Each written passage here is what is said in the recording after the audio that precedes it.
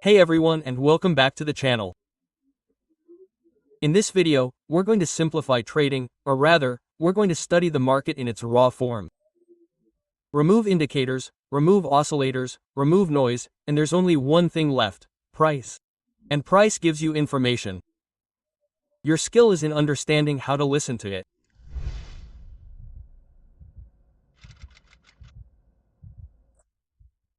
I'd like to do some exercises with you today on Nasdaq multi-frame analysis, okay?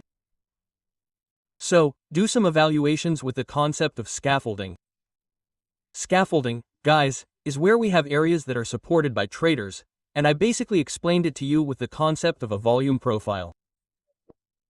In here, guys, we have a fairly easy to read Nasdaq. Okay, I want to ask you a question. Since when does a bearish framework break out? So as a breakout of this framework, we intentionally return to the upside from the breakout of the level on H4 22,900.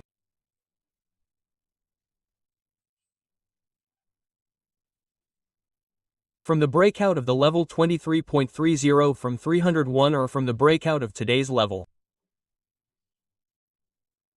Where do we have a bias switch, and from a sequencist we return to a bullish sequence? So, this thing is not clear to many people who still struggle with price action, and it is the concept of directional potential. When we go into price action, and this guys is a concept that is not only linked to indices, you can use it on Forex, you can use it on stocks, you can use it on crypto, it works on everything, but you have to understand why. Let's start with an assumption. If this is the market scenario, in order to violate this level, the pressure and aggression of buyers, therefore the demand that has started to attack from this point must be greater than the supply that was intended to defend this level. We are all here. The first logic that needs to be understood is a tug of war, guys. So, if this is an assumption that we take for granted, that is, that these buyers will be liquidated by this positioning, okay? And that the supply and aggression that they have presented here is outclassed, destroyed by the buyers, then this becomes our origin of the swing point, and this becomes a territory of buy aggression. Okay? If in the middle of this structure we do this, what happened? What happened is that the supply contained within this swing point, therefore the logic of seller aggression, has in turn crossed.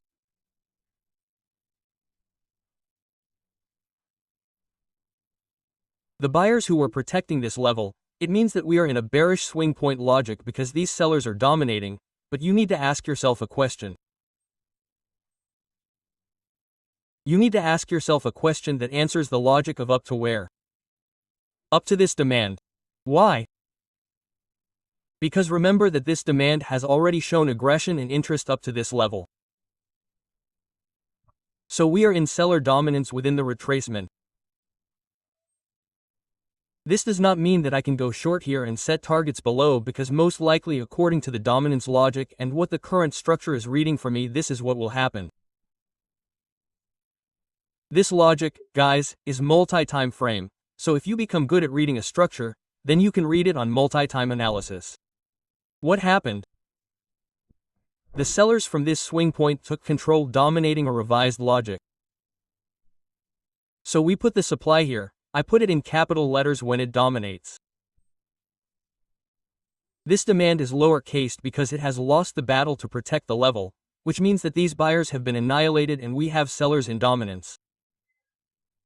Now, within this level it does not count for anything because it does not have an accumulation and distribution logic, but it is a sell-off. When do we have a first pause and a distribution logic? We have it here inside, from which the market goes back down. Now, what does this blackout tell us? That this demand is stronger than this one? No, it doesn't tell us that. It tells us that this demand down here is a capital demand with a criterion. It is a capital demand compared to this supply. Can I make an assumption and say that this demand down here is stronger than this supply? Can I say that this demand will break this level? Absolutely not, because the only information I can give is that we are in buyer's domain within this structure up to this level. What does that mean? That we could reach, now I'll outline it better, this supply and reverse. then we have certainly reconfirmed that this demand is in control compared to this intermediate supply, okay? So it is likely that we will see our rival at this level and then a breakout. When can we say that we are aligned in the long term and short term? When will we have a breakdown of this structure? Then, Nasdaq will return to price discovery.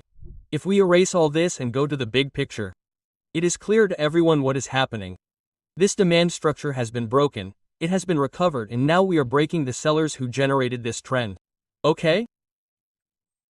If we go even longer term and look at the weekly structure, guys, is in continuous price discovery since this breakout here.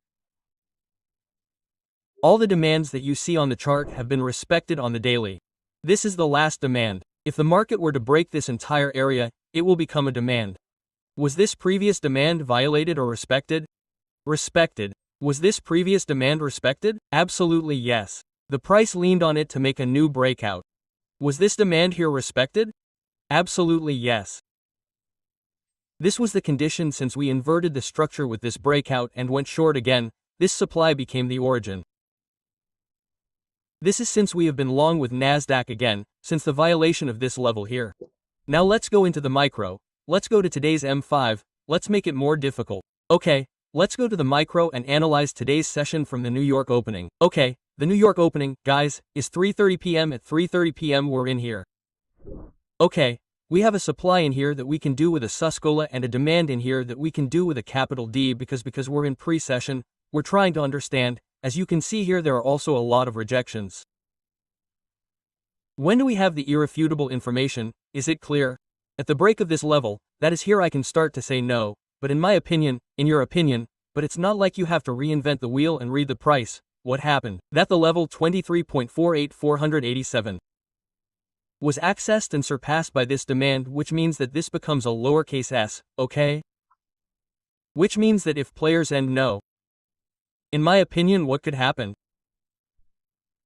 You might think they told you that this entire accumulative pre-session range, this entire mega range, led to an outcome that doesn't need personal interpretation.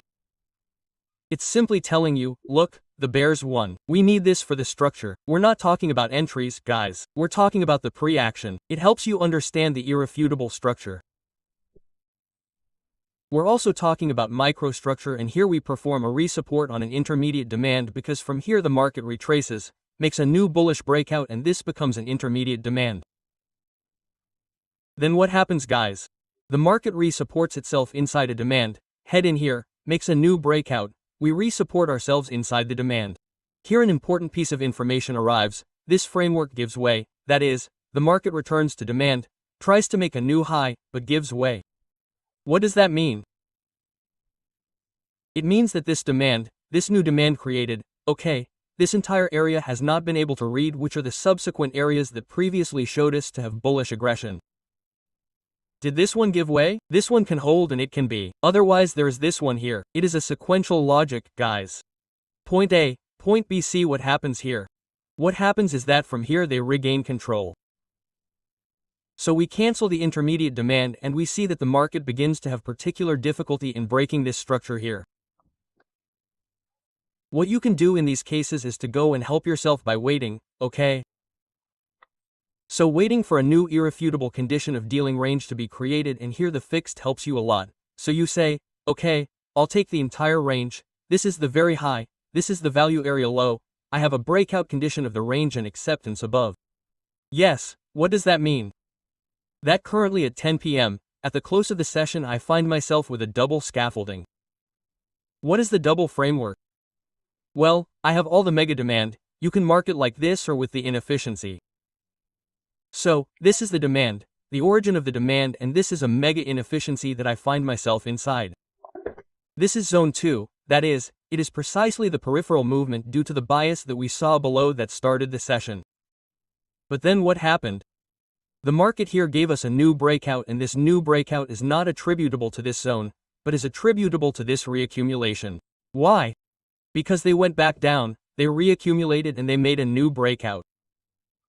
Which means, guys, that inside this dealing range there is another interesting demand that you can track, as I explained to you in the last live, that is, to go and see if there are any volume gaps. Let's go inside here. We see that there is an interesting volume gap that ends right here. Okay? This is why the price is having difficulty breaking this level. So we are completely out of time. This is not trading time, guys.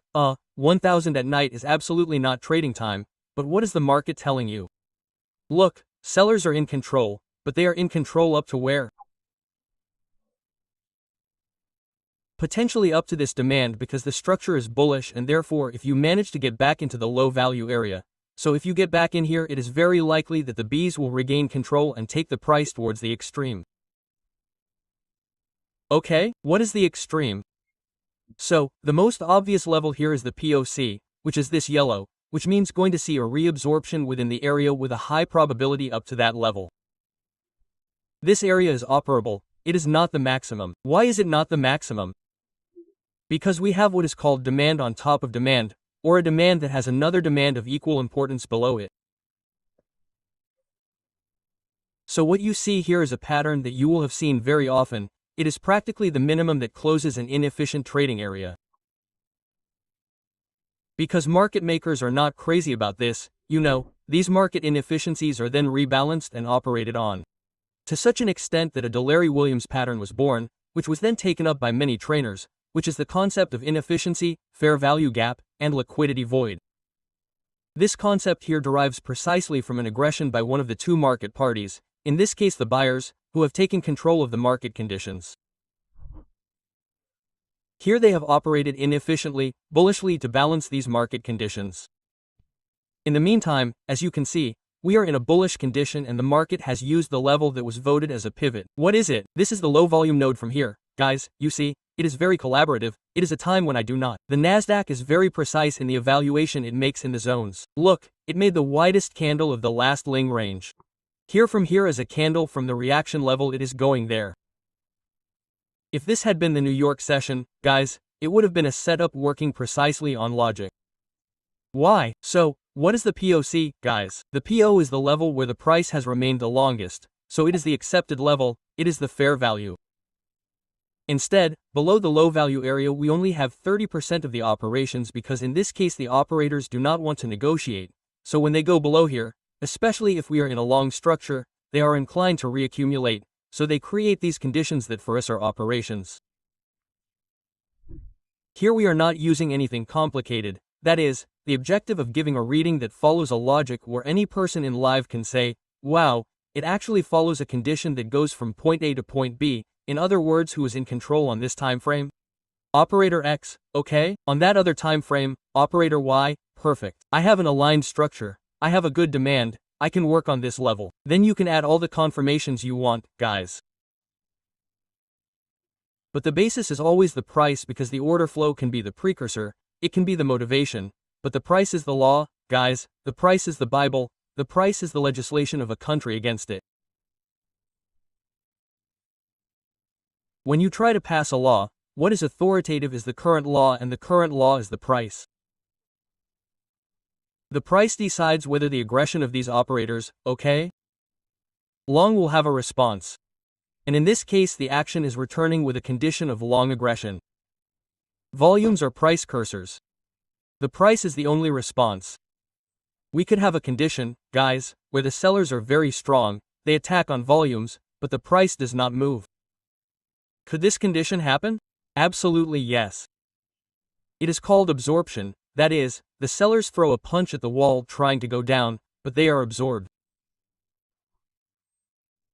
This is an immediate demonstration that volumes then need a follow-up, they need to know if the impact has or has a direct effect on the price. All this discipline, guys, is called volume spread analysis, or the action of the relationship between price and volume. Now Nasdaq is also collaborative out of session. Did you like this one? It showed up directly here. Remember that the POC is not a line, The POC, guys, is an area, you see, as soon as it arrived, it made a bearish gap. I don't know if you saw it, it made a 5-minute gap, it closed up here because it's an important level, they use it for balancing, but, here, this is an example of logic where in a 5-minute candle you make a shot that can also lead to a 3-point risk working on a very low level, but I want to reach a further level of precision. So, if we know that from here we want to start paying attention to the price and we see that the first attack sets a wick here, the second attack sets a wick below it is a condition of strength or weakness of the sellers. This entire area outlined here is a condition of absorption, right? That is, the saddles find the wick. What is it? We tried to go down, that is, there is a phase of that candle that was bearish, but we were reabsorbed. The concept of a failed auction is when you try to bring the price of something up, but you can't. Let me give you a practical example, right? If you are a host on Airbnb, then what happens? Airbnb gives you arbitrary prices. You are saying to yourself, you choose what you want, but if you offer me an apartment in Monte Carlo at 25 million euros per night and this apartment is a small room of 20 square meters. The supply-demand does not, and I'll explain why. Because someone who can afford to spend 25,000 euros per night has a much higher demand, so the room won't accept it. The person who would have accepted the room doesn't have that much money available, so you remain unfilled. This is an example of a failed auction attempt. Do you understand? You try to raise the price, but you don't reach the demand. Same thing, when you negotiate, that is, you have to see the prices. Guys, this is a negotiation. The market is an auction. Try going to an iPhone and saying, look, the new model is nice, 1200, go to 800, how does the iPhone respond? It says,